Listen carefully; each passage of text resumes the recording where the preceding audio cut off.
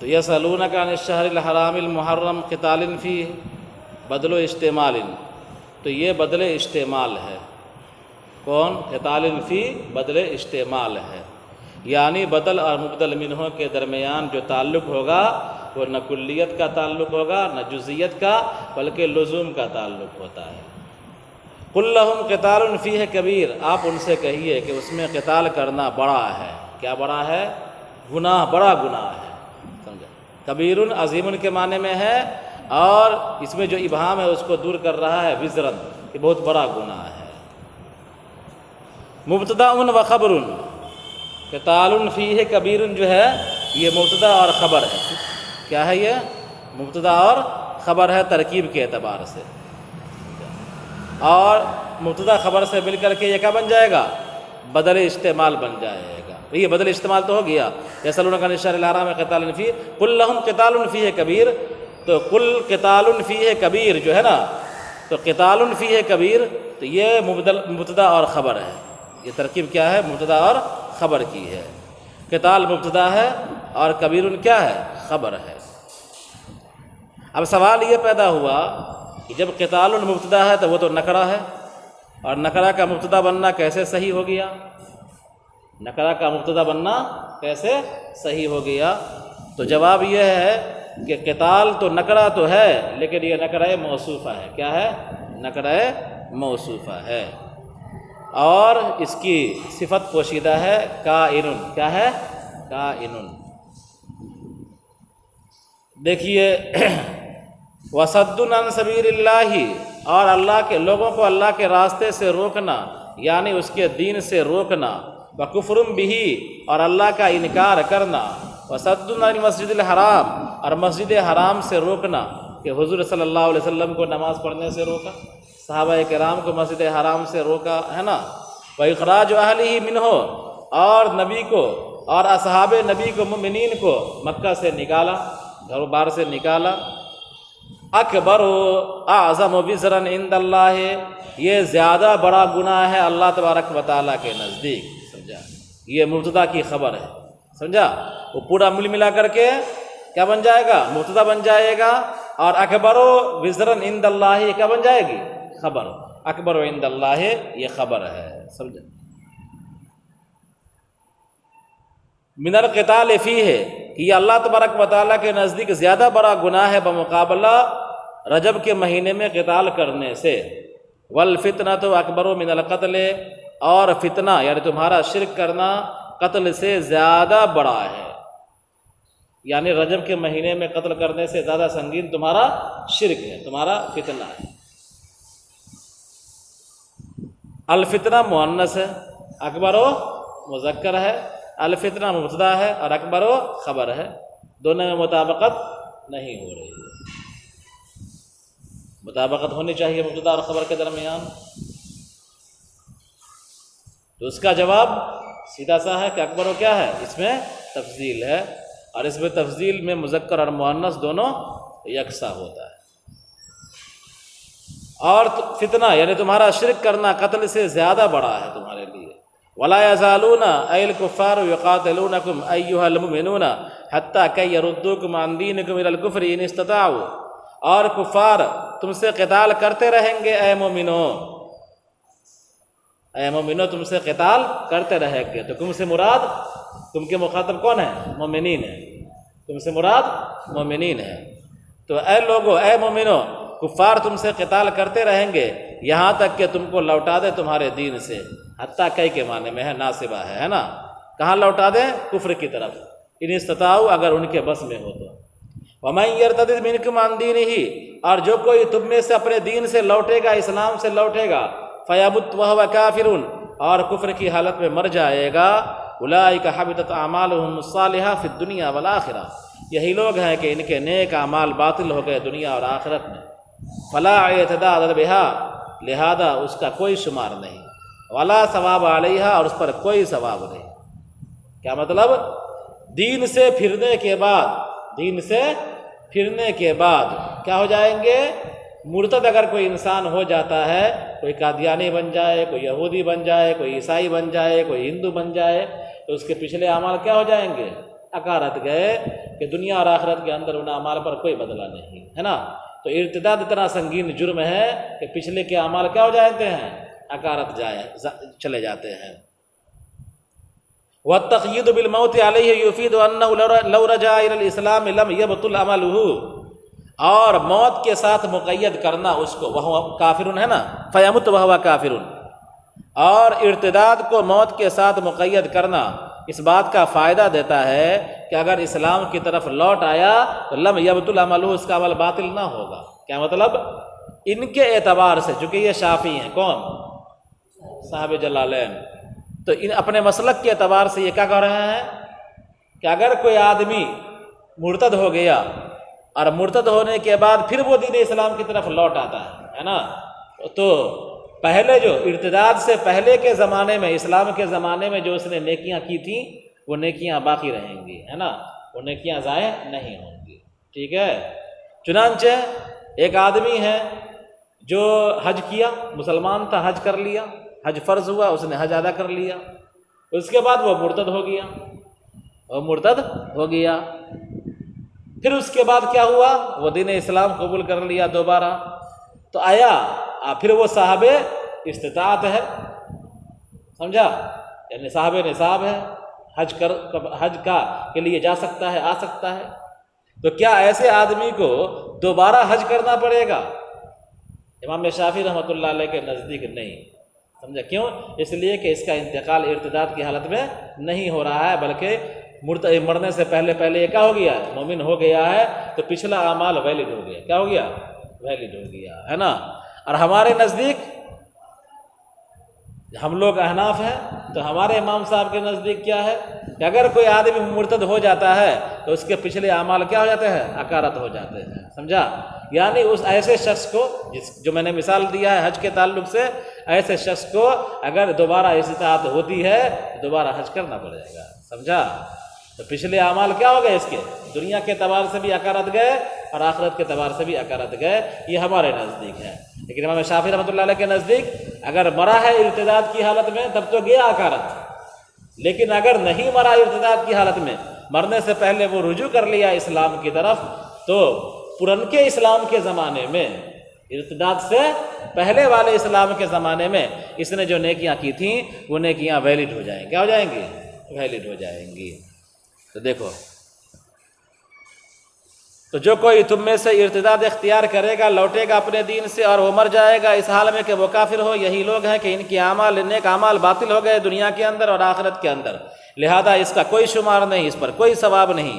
اور موت کے ساتھ مقید کرنا یہ فائدہ دیتا ہے اس بات کا کہ اگر وہ اسلام کی طرف رجوع کر لیا تو اس کا عمل باطل نہ ہوگا، تو اس پر بدلہ دیا جائے گا، ولا یعیدہ، اور وہ اس کو نہیں لوٹائے گا، جیسے کہ حج ہے مثال کے طور پر. اور اسی پر امام شافعی ہیں، یہی مسلک ہے امام شافعی کا.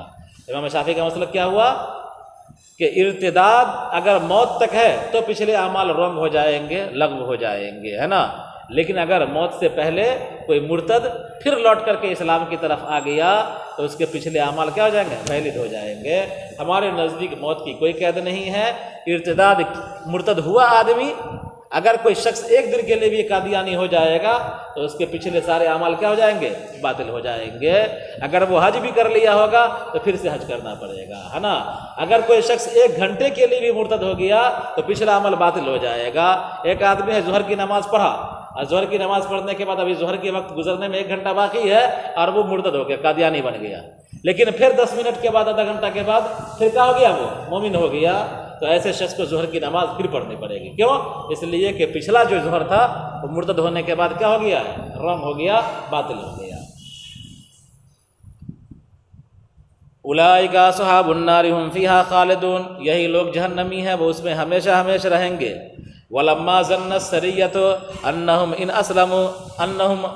اسلموا من الاسم فلا يحصل لهم اجر نزل ان الذين امنوا والذين هاجروا فارقوا اوطانهم وجاهدوا في سبيل الله لاعلاء دينه اولئك يرجون رحمة الله ثوابه والله غفور للمؤمنين رحيم بهم.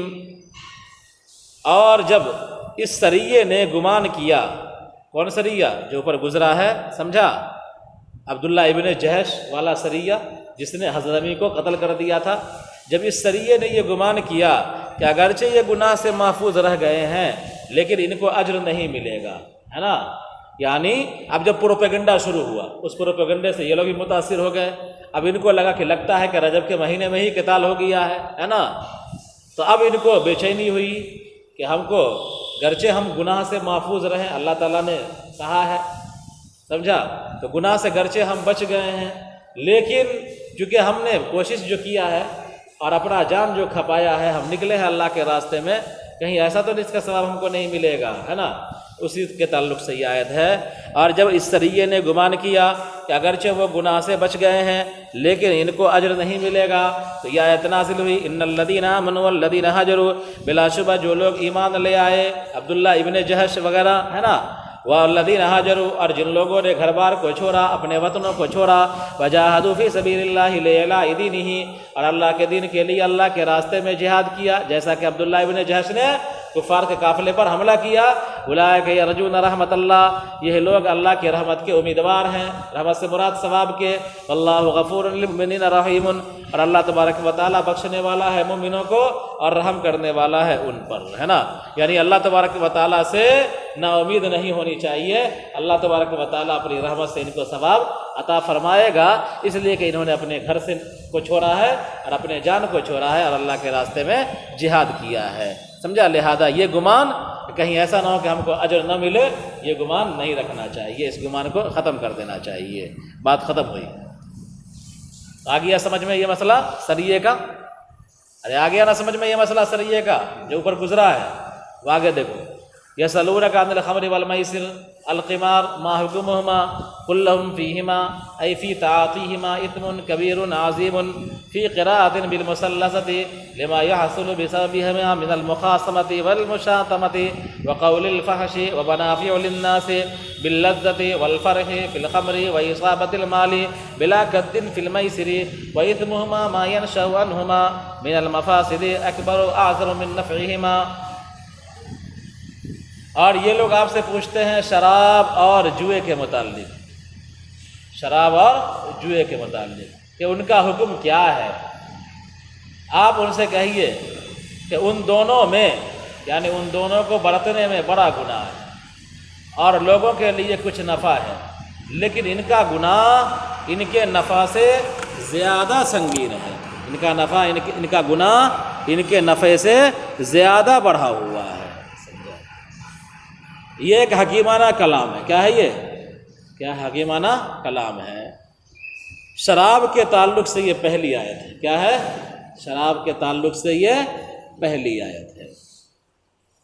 شراب کے تعلق سے دوسری آیت لا تقربوا الصلاۃ وانتم سکارى، اور شراب کے تعلق سے تیسری آیت انما الخمر والمیسر والانصاب والازلام، ہے نا، تو شراب یک بارگی حرام قرار نہیں دیا گیا، شراب وہ عرب کے معاشرے کا کلچر تھا، کا جز تھا، سماج کا ایک جز تھا، ہے نا، اور لوگوں کی گھٹی کے اندر شراب تھا، سمجھے، لیکن بہت سارے اللہ والے تھے نیک آدمی جو زمانے جاہلیت میں بھی شراب کو ہاتھ نہیں لگاتے تھے، ہے نا، جو بڑے بڑے صحابی ہیں، حضرت ابوبکر صدیق رضی اللہ تعالیٰ عنہ، حضرت عمر رضی اللہ تعالیٰ عنہ، حضرت عثمان غنی رضی اللہ تعالیٰ عنہ، ان لوگوں نے زمانے جاہلیت میں کبھی شراب کو ہاتھ نہیں لگایا، ہے نا۔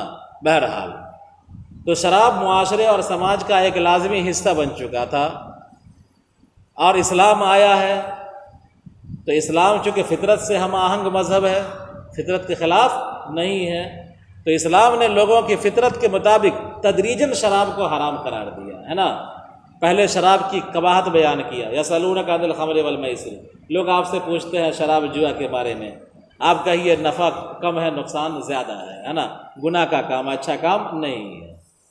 اب بہت سارے لوگ جن کے دلوں کے اندر اسلام مکمل رچ بس گیا تھا، انہوں نے دیکھا، اگر وہ پی رہے تھے تو انہوں نے دیکھا کہ ارے اس میں نقصان زیادہ ہے نفع کم ہے، چلو چھوڑ، سمجھا، لیکن آیت حرمت تو نازل نہیں ہوئی ہے، ابھی تو جائز ہے، پی رہے ہیں لوگ، لیکن پھر بھی پی رہے ہیں، بڑا طبقہ پی رہا ہے، تو حکم دیا اللہ تعالیٰ نے لا تقربوا الصلاۃ وانتم سکارى، کہ نماز کی حالت میں، شراب کی حالت میں، نشے کی حالت میں تم کو نماز کے قریب نہیں جانا۔ اب صحابہ کرام کو کھٹک گیا کہ ارے شراب اتنی گندی چیز ہے کہ اس حالت میں شراب پی کر کے نماز پڑھنے سے روک دیا گیا، اس کا مطلب ہے کہ اللہ اس سے ناراض ہوتا ہے نا۔ بہت سارے صحابہ رک گئے، ہزاروں، سمجھا۔ لیکن جب صحابہ کرام کا مزاج بن گیا تو اللہ تبارک و تعالیٰ نے کلی طور پر حکم دے دیا، شراب کی قباحت دلوں میں بیٹھ گئی تو کلی طور پر حکم دے دیا انما الخمر والمیسر والانصاب والازلام رجس من عمل الشیطان، کہ شراب اور جوا یہ کیا ہے؟ گندا عمل ہے، یہ شیطانی عمل ہے، یہ حرام ہے، سمجھا۔ بہرحال رجس کہتے ہیں حرام اور گندی چیز کو۔ اسی سلسلے میں یہ آیت ہے، دیکھیے یسألونک عن الخمر والمیسر، یہ لوگ آپ سے پوچھتے ہیں، پوچھنے والے کون ہیں؟ عمر بن خطاب رضی اللہ تعالیٰ عنہ، معاذ بن جبل رضی اللہ تعالیٰ عنہ اور صحابہ کرام کی ایک جماعت، یہ لوگ آپ سے پوچھتے ہیں شراب اور جوئے کے بارے میں۔ تو شراب اور جوا کی حقیقت نہیں پوچھ رہے ہیں کہ شراب اور جوا کیا ہے، کیا ہوتا ہے، اس کی حقیقت بتلائیے، شراب کیسے بنایا جاتا ہے یا جوا کیسے کھیلا جاتا ہے، بلکہ اس کا حکم پوچھ رہے ہیں۔ کیا پوچھ رہے ہیں؟ نکال کے بتلا دیا ما حکمہما، کہ ان کا حکم کیا ہے، کہ شراب پینا جائز یا ناجائز ہے نا۔ تو سوال حلت و حرمت کے تعلق سے ہے، سمجھا، احوال کے تعلق سے ہے۔ تو یہ لوگ آپ سے پوچھتے ہیں شراب اور جوئے کی حلت و حرمت کے تعلق سے کہ اس کا حکم کیا ہے۔ آپ ان سے کہیے کہ ان دونوں میں بڑا گناہ ہے، سمجھا، ان دونوں میں بڑا گناہ ہے۔ تو ان دونوں کی ذات میں نہیں، شراب اپنی ذات کے اعتبار سے اور یا جوا اپنی ذات کے اعتبار سے، بلکہ ان دونوں کے کرنے میں کیا ہے؟ ان دونوں کے کرنے میں گناہ ہے، تو ان دونوں کو برتنے میں بڑا گناہ ہے۔ وفی قراءۃ بالمثلثہ، اور ایک قراءت کے مطابق مثلثہ کے ساتھ ہے، اسم کثیر، اسم کثیر، بے ہے نا، تو مثلثہ کا مطلب تے سے، مثلثہ کا مطلب سے، تو کثیر، اور ایک قراءت کے مطابق مثلثہ کے ساتھ ہے، لما يحصل بسببها من المخاصمۃ والمشامۃ وقول الفحش، یہ بڑا گناہ کیوں ہے؟ اس لیے کہ شراب اور جوئے کی وجہ سے جھگڑا ہوتا ہے، گالی گلوج ہوتی ہے اور بدگوئی ہوتی ہے، بے حیائی کی بات ہوتی ہے، اس لیے بڑا گناہ ہے۔ ومنافع للناس، اور لوگوں کے لیے کچھ نفع بھی ہے، وہ کیا ہے نفع؟ باللذۃ والفرح فی الخمر، کہ شراب میں لذت و مستی ہوتی ہے، وإصابۃ المال بلا کد فی المیسر، اور جوئے میں بغیر محنت کے مال ملتا ہے، کچھ نفع بھی ہے اس میں، لیکن اثمہما اکبر من نفعہما، اسمہما ما ینشأ عنہما من المفاسد، کہ جو مفاسد ان دونوں سے پیدا ہوتا ہے، کس سے؟ شراب اور جوئے کے جو مفاسد وجود میں آتے ہیں وہ زیادہ سنگین ہے، زیادہ بڑا ہے، اور مقابلہ ان کے نفع سے، سمجھا، لہذا بہت سارے لوگ رک گئے اس سے، ٹھیک ہے۔ ولما نزلت شربها قوم وامتنع آخرون الى ان حرمتهما آیت المائدہ، اور جب یہ آیت نازل ہوئی تو کچھ لوگ تو شراب پیتے رہے، لیکن دوسرے بہت سارے لوگ رک گئے، یہاں تک کہ ان دونوں کو حرام قرار دیا آیت مائدہ نے۔ کیا؟ انما الخمر والمیسر والانصاب والازلام، جب یہ آیت نازل ہوئی تو شراب اور جوا مکمل کیا ہو گیا؟ حرام قرار دے دیا گیا۔ آیا سمجھ میں؟ آگے دیکھیے، وَيَسْأَلُونَكَ مَاذَا يُنْفِقُونَ قُلِ الْعَفْوَ كَذَلِكَ يُبَيِّنُ اللَّهُ لَكُمُ الْآيَاتِ لَعَلَّكُمْ تَتَفَكَّرُونَ۔ یہاں پر اگلا سوال ہے، کس چیز کے متعلق؟ خرچہ کرنے کے متعلق، کیا کہ خرچہ کیا کیا جائے، خرچہ کیا کیا، اس ٹائپ کا سوال آ چکا ہے پہلے بھی، ہے نا۔ تو پہلے کیا ہے کہ خرچہ کیا کرے اور کس پر کرے، خرچہ کیا کرے اور کس پر کرے، یعنی نفلی صدقات، عطیات وغیرہ ہم کس پر خرچہ کریں اور کیا کریں، ہے نا۔ یہاں ہے کیا ہے کہ مقدار پوچھا جا رہا ہے کہ ہم کس مقدار میں خرچہ کریں اور اس کی مقدار کیا ہونی چاہیے، سمجھا؟ آیا سمجھ میں؟ تو فرمایا یسألونک ماذا ینفقون، یہ صحابہ کرام آپ سے پوچھتے ہیں کہ کیا خرچہ کریں، ما قدرہ، اس کی مقدار کیا ہو، قل انفقوا العفو، اللہ تبارک و تعالیٰ نے فرمایا کہ تم خرچہ کرو زائد کو، ایکسٹرا کو، کوئی مقدار متعین نہیں کیا، سمجھا، کہ 20%، 30%، 40%، 50%، 50-50، ہے نا، کتنا خرچہ کرنا ہے، یا 100 درہم، 200 درہم، کوئی لمٹ نہیں کیا، بلکہ کیا کہا، جو تمہاری ضرورت سے زائد ہو، سمجھا، تم یہ سمجھو کہ ہماری ضرورت سے زائد ہے تو خرچہ کرو، سمجھا۔ تو فرمایا کہ یہ لوگ آپ سے پوچھتے ہیں کہ کیا خرچہ کریں، اس کی مقدار کیا ہو؟ آپ کہیے کہ تم خرچہ کرو اس طرح کو جو زائد ہو، ای الفاظل عن الحاجت، جو تمہاری ضرورت سے زائد ہو، ولا تنفقوا ما تحتاجون الیہ، اور تم خرچہ نہ کرو اس کو جس کی تم کو ضرورت ہو، وتضیعوا انفسکم، ایسا کر کے تم اپنے آپ کو ضائع کرو گے، ہے نا؟ یعنی تم کو ضرورت ہے اور اپنے ضرورت کو چھوڑ کر کے ضرورت کے کاموں میں خرچہ نہ کر کے اور تم دوسروں پر خرچہ کرو گے، اس کا مطلب ہے کل کو تم محتاج ہو جاؤ گے خود بھی، ہے نا؟ کل کو دوسرے سے قرضہ مانگنا پڑے گا، دوسرے کے سامنے میں ہاتھ پھیلانا پڑے گا، ہے نا؟ تو بہتر کیا ہے تمہارے لیے بہتر کیا ہے کہ جو تمہاری ضرورت سے فاضل ہو تو اس کو تم خرچہ کرو تاکہ تم کو کوئی تنگی نہ ہو، ہے نا؟ یہ جنرل حکم ہے۔ کیا ہے یہ؟ جنرل لوگوں کے لیے ہے۔ کیا ہے؟ جنرل لوگوں کے لیے۔ لیکن جو مقربین لوگ ہیں، سمجھا، جن کا ہر حال میں اللہ پر توکل ہے، جیسے کہ حضرت ابو ذر غفاری رضی اللہ تعالیٰ عنہ، ہے نا؟ تو یہ بھی صحابہ کرام ہیں میں سے ہیں، اونچا مقام ہے ان کا۔ تو ان کا مسلک تھا کہ اگر ابھی کا کھانا موجود ہے تو شام کا کھانا رکھنے کی ضرورت نہیں ہے، سمجھا؟ ابھی کے بقدر، ابھی کی ضرورت، آج کے بقدر، آج کے گزر اوقات کے بقدر آپ کے پاس سامان موجود ہے، اسباب دنیا، تو کل کے لیے ایکسٹرا رکھنے کی ضرورت نہیں، خرچہ کرو۔ کیا کرو؟ خرچہ کرو۔ تو یہ ان کا مسلک تھا۔ کن کا؟ حضرت ابو ذر غفاری رضی اللہ تعالیٰ عنہ کا۔ یہ بھی ہے، کیا ہے کہ اگر آدمی کا توکل اتنا اونچا ہے کہ اگر تنگی بھی آ جائے گی تو وہ کسی کے سامنے میں ہاتھ نہیں پھیلائے گا، جزا فضا نہیں کرے گا، زمانے کا گلہ شکوہ نہیں کرے گا، تو ایسا آدمی اگر پورا مال بھی خرچہ کر دیتا ہے تو کوئی دقت کی بات نہیں ہے۔ لیکن جنرل طور پر کیا ہے عام لوگوں کے لیے کہ جو ایکسٹرا ہو، جو ضرورت سے زائد ہو، وہ آپ دیا کرو، سمجھا؟ تاکہ ایسا نہ ہو کہ تم اپنے ضرورت کی چیزوں کو روک کر کے اور اپنے ضرورت کا مال تم دوسرے پر خرچہ کر دو اور کل کو تم کو قرضہ لینا پڑے اور کل کو تم جزا فضا کرنے لگو، مانگنے لگو، ہاتھ پھیلانے لگو، ہے نا؟ تو یہ لوگ آپ سے پوچھتے ہیں کہ کیا خرچہ کریں، اس کی مقدار کیا ہو؟ آپ کہیے کہ جو زائد ہو خرچہ کرو اور جس کی تم کو ضرورت ہو وہ خرچہ نہ کرو، ایسا کر کے تو اپنے آپ کو ضائع کر دو گے۔ وفی قراءۃ بالرفع بتقدیر ہوا، اور ایک قرأت کے مطابق رفع کے ساتھ ہے، ہوا کی تقدیر کے ساتھ، قل هو العفو، قل هو العفو، ابھی کیا ہے؟ قل العفو، قل العفو، یعنی انفقوا فی المحذوف کا وہ مفعول ہے نا؟ لیکن ایک دوسری عبارت کیا ہے؟ قل هو العفو، ہوا مبتدا محذوف کی خبر بن جائے گا۔ کذالک کما بین لکم ما ذکر، ایسے ہی جیسا کہ اللہ نے بیان کیا تمہارے لیے مذکورہ چیزوں کو، آگے اللہ تعالیٰ بیان کرتا ہے تمہارے لیے اپنی آیات کو تاکہ تم غور و فکر کرو دنیا اور آخرت کے معاملے میں۔ فتأخذون بالأصلح لکم فیہما، لہذا تم دنیا اور آخرت میں جو تمہارے لیے بہتر ہو اس کو تم اختیار کرو، بہتر صورت کو اختیار کرو۔ بات ختم ہوئی۔ ایک اور سوال ہے، آج کے سبق میں سوال ہے، ایک اور سوال ہے، یسألونک عن الیتامی، یہ لوگ آپ سے پوچھتے ہیں یتیموں کے بارے میں۔ تو یتیم کے بارے میں پوچھنے کا مطلب یتیم کی ذات کے بارے میں نہیں، سمجھا؟ کہ یتیم کس کو کہتے ہیں، بلکہ یتیم کے احوال کے بارے میں۔ کس کے؟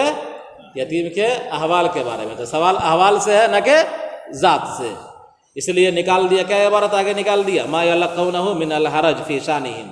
اصل میں اللہ کے رسول صلی اللہ علیہ وسلم یتیم تھے خود، سمجھا؟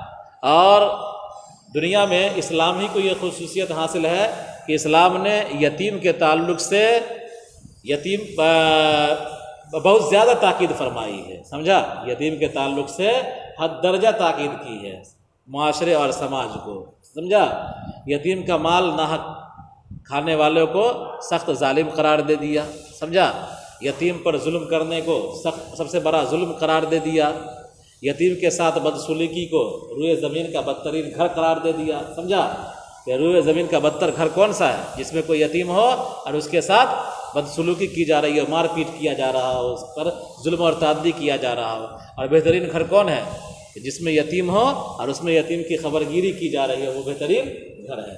روئے زمین کا سب سے بہتر گھر عبادات کے علاوہ، عبادات کے لیے جو ہے وہ خانہ کعبہ وغیرہ اپنی جگہ پر، سمجھا؟ لیکن رہنے والے مکانات میں سب سے بہتر گھر کون سا ہے؟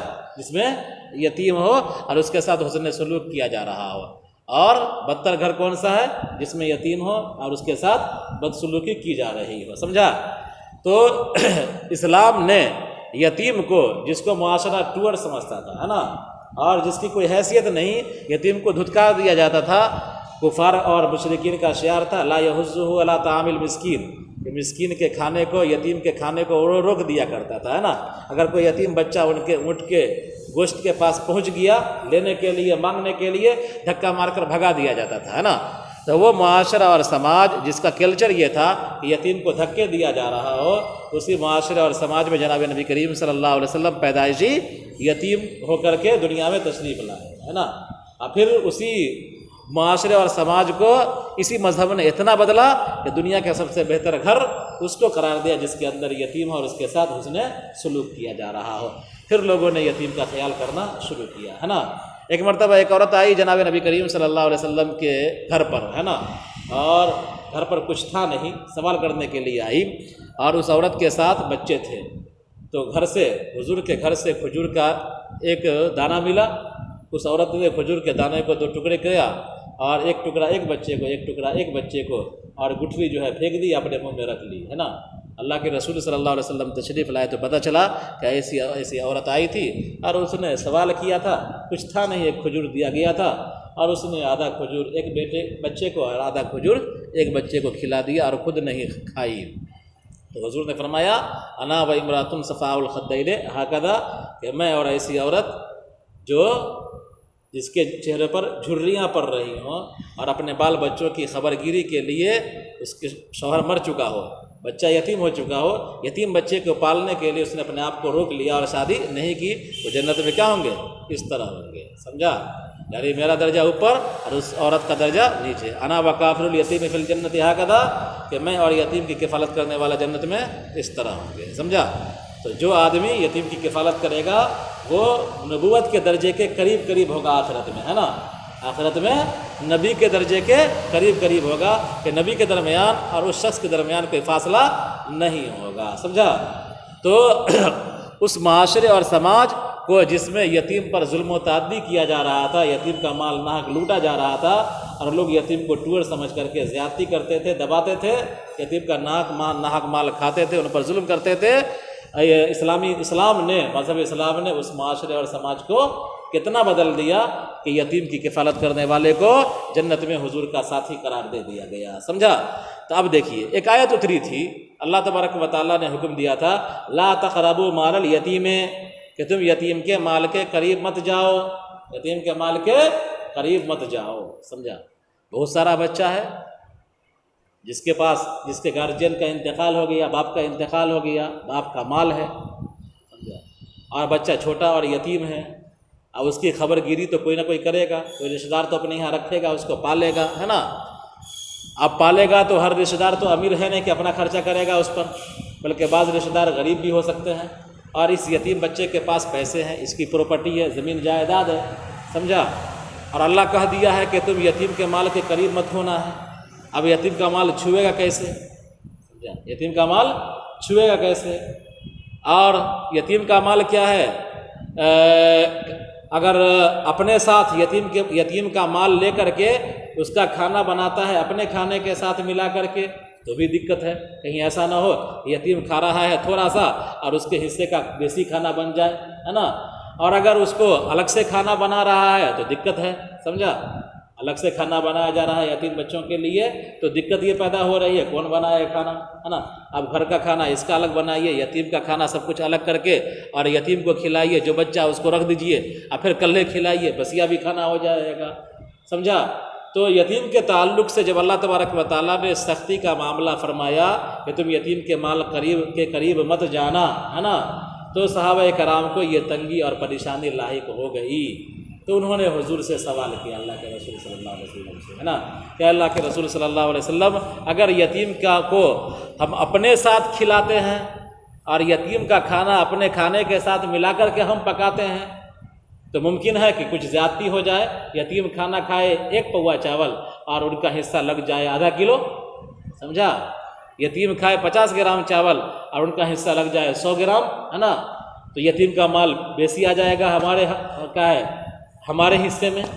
اور اگر ہم الگ سے کھانا بناتے ہیں یتیم بچے کا تو گھر کے اندر اتنی وسعت نہیں ہے کہ ہم الگ سے کھانا بنائیں، تو بڑا سخت معاملہ ہے، اس سلسلے میں بتلائیے کیا حکم ہے۔ تو دیکھو فرمایا یسألونک عن الیتامی، یہ لوگ آپ سے پوچھتے ہیں یتیموں کے بارے میں، یعنی یتیم کے احکام کے بارے میں، یتیم کے احوال کے بارے میں، ما یلقونہ من الحرج فی شانہم، یتیموں کے بارے میں جو ان کو تنگی پیش آ رہی تھی اس کے متعلق سوال کیا۔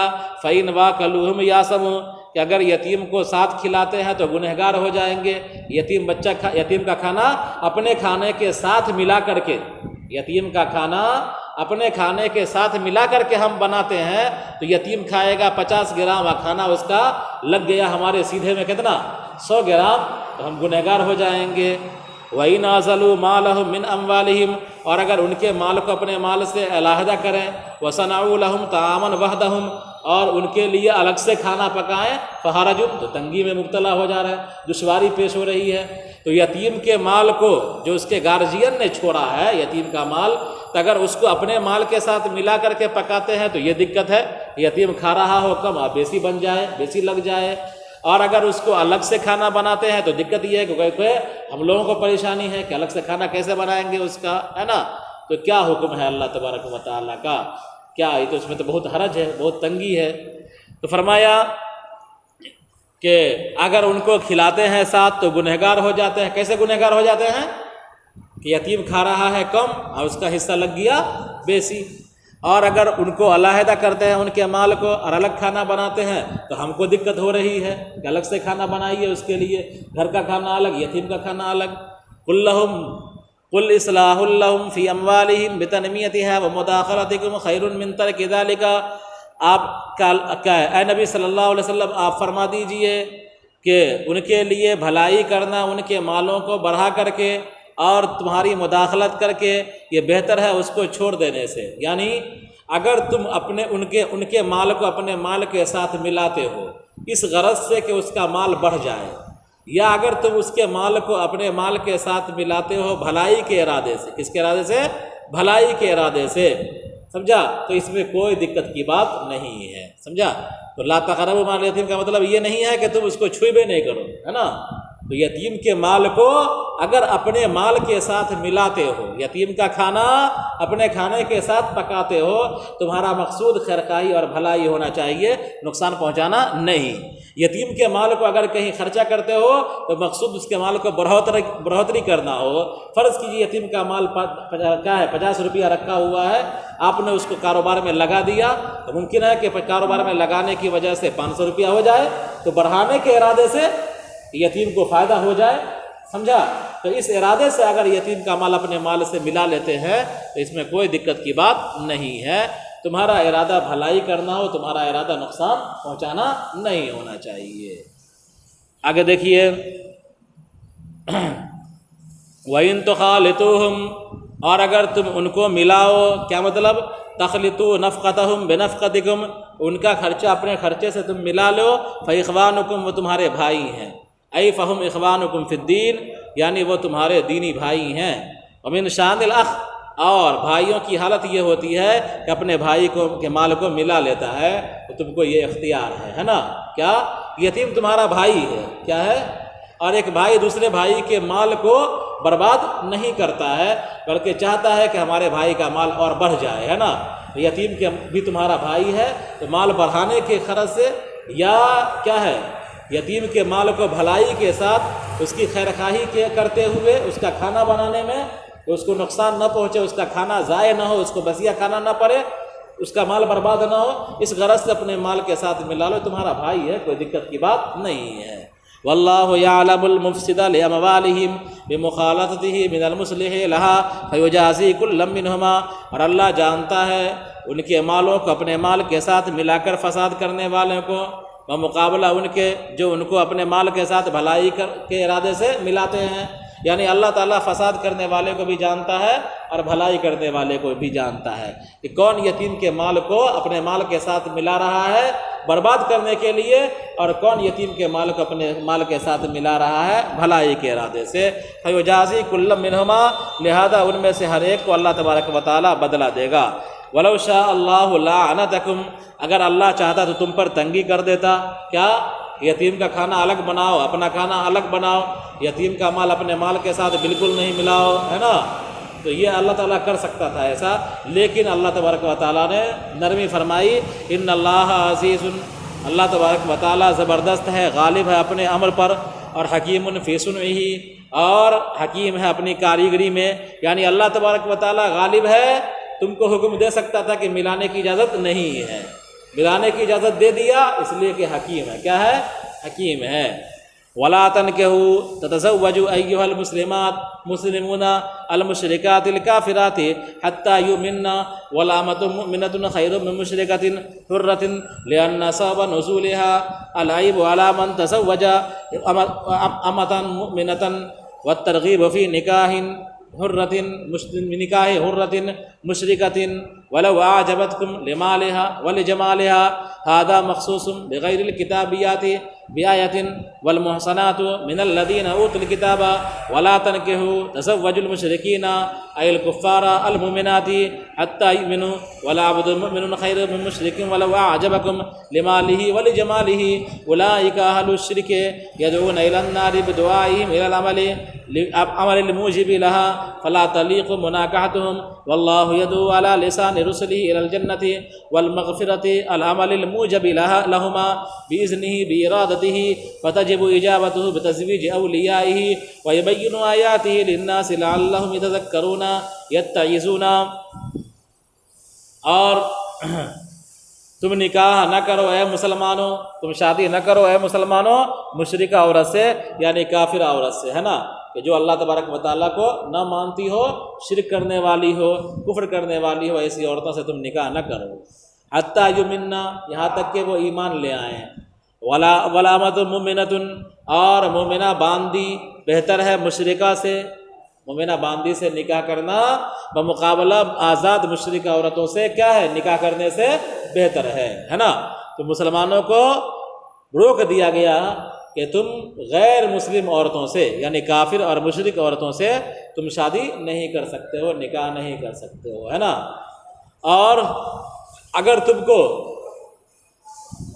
کیا ہے مومنہ عورت نہ ملے آزاد، تو مومنہ اگر باندی مل جائے تو مومنہ باندی سے تم نکاح کر لو، لیکن کسی مشرکہ عورت سے، چاہے وہ کتنی ہی خوبصورت ہو اور کتنی ہی عالی خاندان کی ہو اور کتنا مالدار ہو، تم مشرکہ عورت سے نکاح نہ کرو، ہے نا.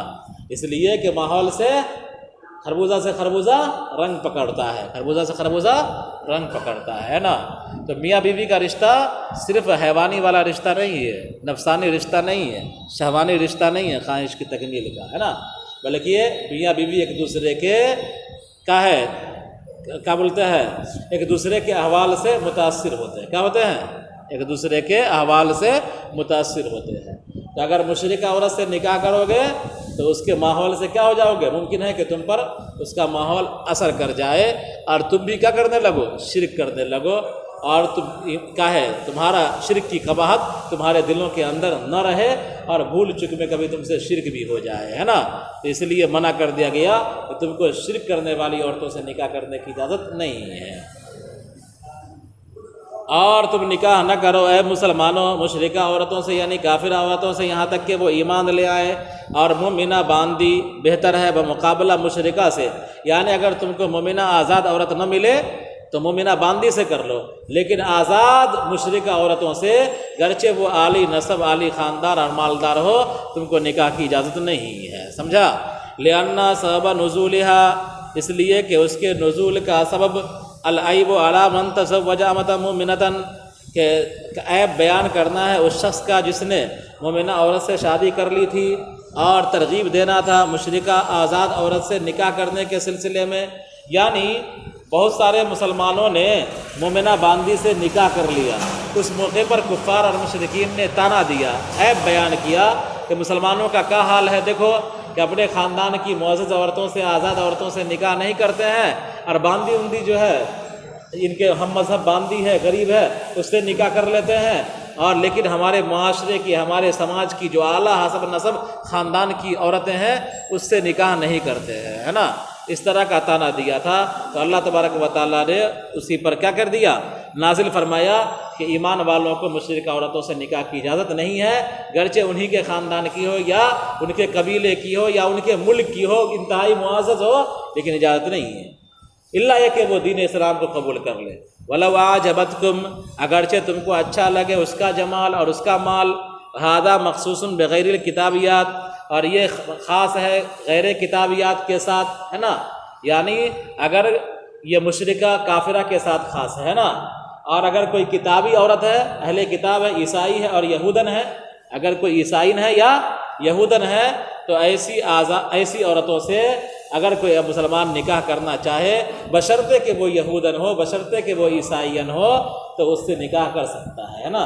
تو اہل کتاب عورتوں سے نکاح کی اجازت ہے، لیکن مشرکہ عورتوں سے نکاح کی اجازت نہیں ہے۔ یہ کیا ہے، اس کو کیوں چھاٹا ہے؟ والمحصنات من الذین اوتوا الکتاب کی وجہ سے، اس کی وجہ سے والمحصنات من الذین اوتوا الکتاب ہے نا قرآن کے اندر، تو اس آیت کو سامنے رکھ کر کے انہوں نے اس آیت کو کس کو، لا تنکحوا المشرکات کو مخصوص کر دیا ہے، یہ مشرکہ عورتوں کے ساتھ ہی خاص ہے، اہل کتاب پر یہ نہیں چلے گا۔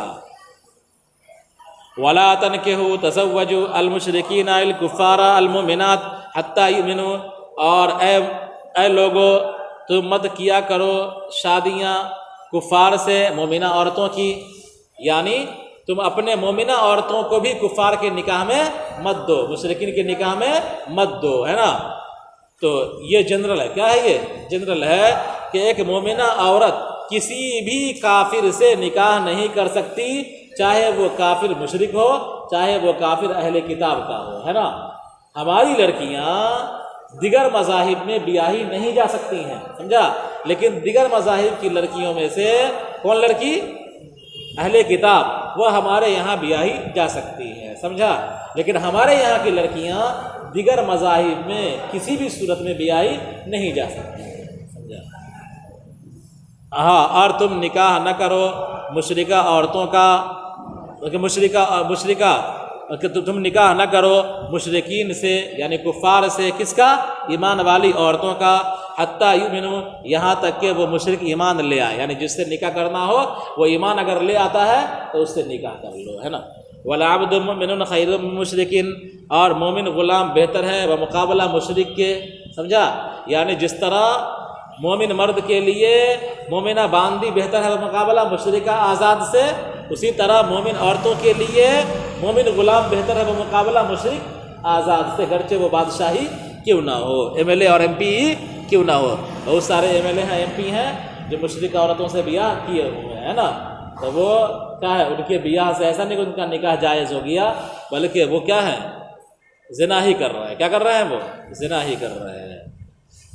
وَلَعَبْدٌ مُؤْمِنٌ خَيْرٌ مِّن مُّشْرِكٍ، اور مومن بندہ بہتر ہے بمقابلہ مشرک کے، وَلَوْ أَعْجَبَكُمْ، کہ اگرچہ تم کو اس کا مال اور اس کا جمال اچھا لگے، أُولَٰئِكَ أَهْلُ الشِّرْكِ يَدْعُونَ إِلَى النَّارِ، اس لیے کہ یہ علت بیان کر رہا اللہ تعالیٰ کہ یہ شرک والے جہنم کی طرف بلاتے ہیں، بِدُعَائِهِمْ إِلَى الْعَمَلِ الْمُوجَبِ لَهَا، یعنی اس عمل کی طرف ان کو بلاتے ہیں جو کہ جہنم میں جانے کا سبب ہے، شرک کی طرف، کفر کی طرف، فَلَا تَلِيقُ مُنَاكَحَتُهُمْ، لہذا ان سے نکاح کرنا مناسب نہیں ہے۔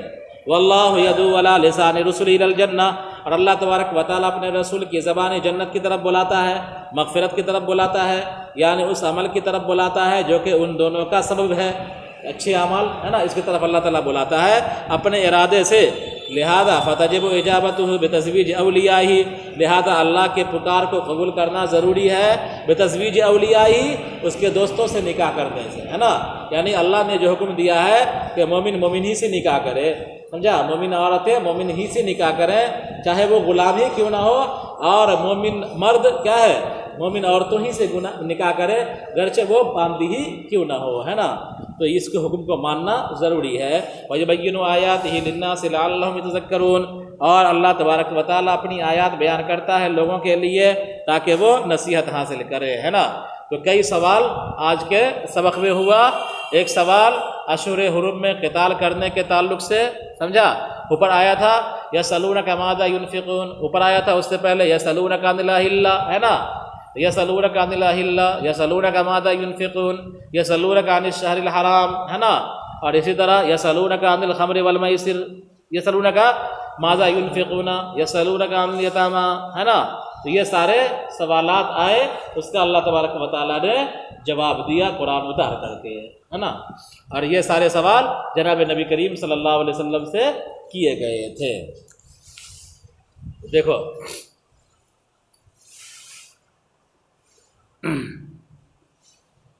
اور اللہ کے رسول صلی اللہ علیہ وسلم نے سب سے پہلا سریہ بھیجا، تو یہ ضروری نہیں کہ پہلا ہی سریہ ہو، ہے نا، حتمی طور پر یہ ثابت نہیں ہے یہی پہلا سریہ تھا. بعض لوگوں نے بتلایا ہے کہ اس سے پہلے بھی 2-3 سریے بھیج چکے تھے، ہے نا. تو اللہ کے رسول صلی اللہ علیہ وسلم نے پہلا سریہ بھیجا اور اس پر امیر بنایا کس کو؟ عبداللہ ابن جہش کو. تو سریہ کا مطلب فوجی ٹکڑی جس میں حضور شریک نہ رہیں، چھاپہ مار دستے کے طور پر مختلف مقاصد کے لیے ان کو بھیجا جاتا تھا. تو یہاں پر جو بھیجا گیا تھا وہ کہاں بھیجا گیا تھا؟ نخلا کی طرف، یعنی طائف اور مکہ کے درمیان جو مقام ہے وہاں بھیجا گیا تھا. اور یہ چند نفر کی جماعت تھی اور چھاپہ مار دستے کے طور پر یہ گئی تھی دشمن کی خبر گیری کے لیے. وہاں پر ایک قافلے سے مٹبھیڑ ہو گئی اور کیا ہے، عمر بن عبداللہ الحضرمی جو کہ حضرموت کا رہنے والا تھا، یہ کیا ہو گیا؟ مارا گیا. اور یہ واقعہ پیش آیا تھا جمادی الاخری کی آخری تاریخ میں، جس سے اشتباہ ہو گیا کہ کہیں رجب تو نہیں ہوا ہے نا. اور کفار اور مشرکین اور یہودیوں نے پروپیگنڈا شروع کر دیا کہ مسلمان نے رجب میں قتل کر دیا کس کو؟ عمر بن عبداللہ الحضرمی کو قتل کر دیا ہے. مسلمان اشہر حرم کا احترام نہیں کرتے ہیں. تو فرمایا یسألونک، کہاں گیا؟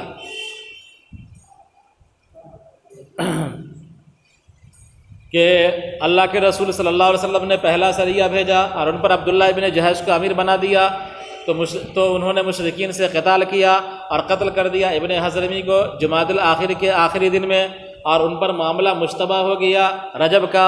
تو کفار نے ان کو طعنہ دیا مسلمانوں کو، کیا ہے کہ کیا رجب کے مہینے میں قتل کو حلال سمجھنے کا، رجب کے مہینے میں قتل کو حلال سمجھنے کا. تو یہ آیت نازل ہوئی.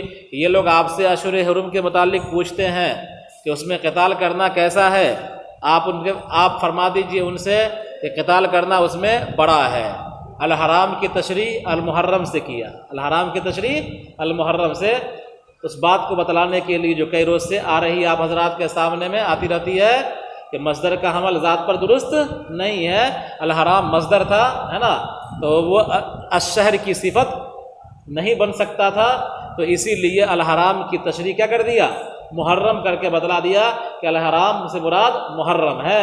محرم سے مراد وہ محرم نہیں جو ماہ محرم ہے، بلکہ حرمت کیا ہوا، حرام کیا ہوا، احترام دیا ہوا، ہے نا، قابل احترام.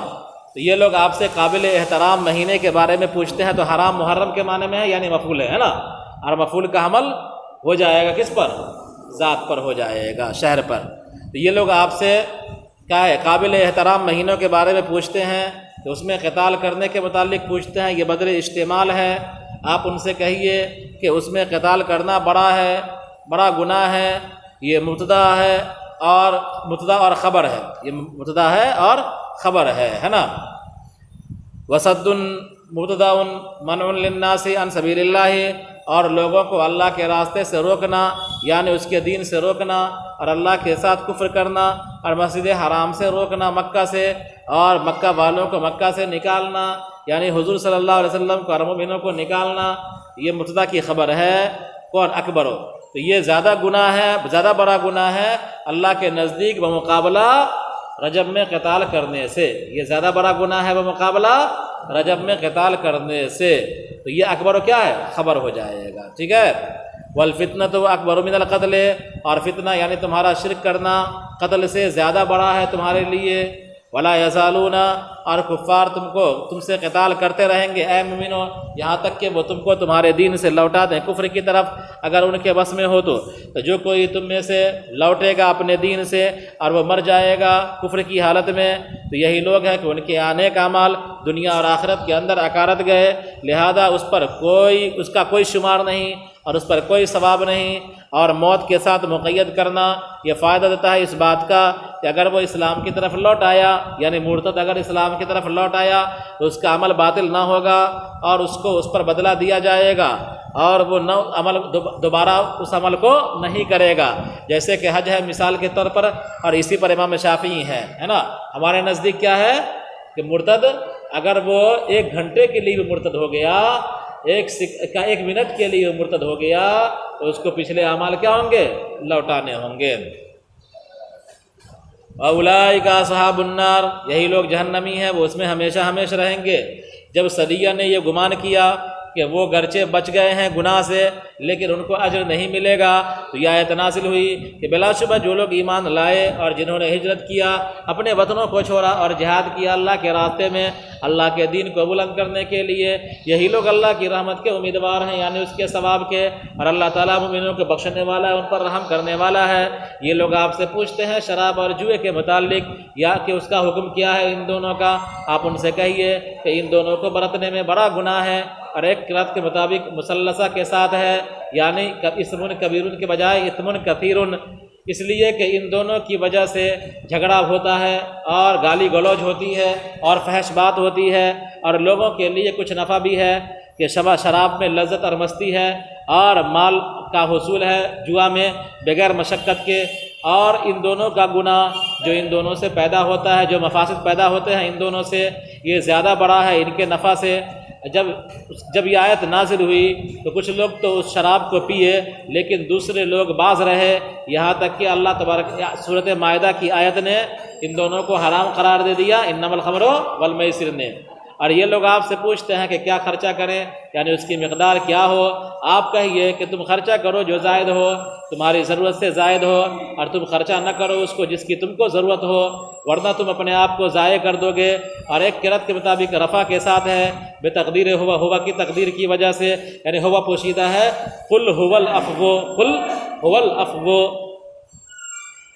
کذالک کما بین لکم ما ذکر، جیسا کہ تمہارے لیے مذکورہ چیزوں کو بیان کیا گیا ہے، اللہ تبارک و تعالیٰ بیان کرتا ہے تمہارے لیے آیات کو تاکہ تم غور و فکر کرو دنیا کے معاملے میں اور آخرت کے معاملے میں، لہذا تم اپنے لیے ان دونوں میں جو مناسب ہو اس کو اختیار کرو۔